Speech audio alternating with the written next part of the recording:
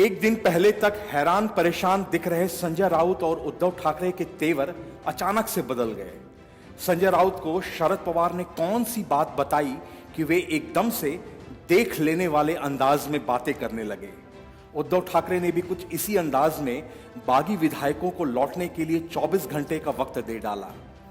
संजय राउत ने कहा कि हमने जो करना था कर लिया, उन लोगों को बहुत सारे मौके दिए गए थे, लेकिन अब हमारी चुनौती है कि लौट कर आए।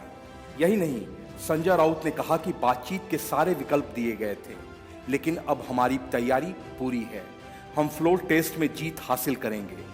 शिवसेना की ओर से महाराष्ट्र विधानसभा के डिप्टी स्पीकर को पत्र लिखकर बागी 12 विधायकों को अयोग्य घोषित करने की मांग की है।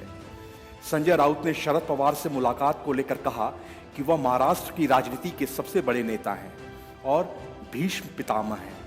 इस संकट को लेकर हम सभी एक दूसरे के संपर्क में हैं और साथ में हैं। उन्होंने बागियों को लेकर कहा कि वापस आने और बात करने का वक्त अब निकल चुका है। अब हमारा चैलेंज है, आप यहां आइए, हमारी ओर से पूरी तैयारी की गई है, हम हार नहीं मानेंगे और जीत हासिल करेंगे। संजय राउत के रुख पर जवाब देते हुए बागी विधायक दीपक केसरकर ने कहा कि जब एक पार्टी के 2/3 से ज्यादा नेता अलग गुट का दावा करते हैं तो फिर उन्हें मान्यता मिलनी चाहिए। विधानसभा के डिप्टी स्पीकर को हमसे बात करनी चाहिए और हम शक्ति प्रदर्शन के लिए तैयार हैं।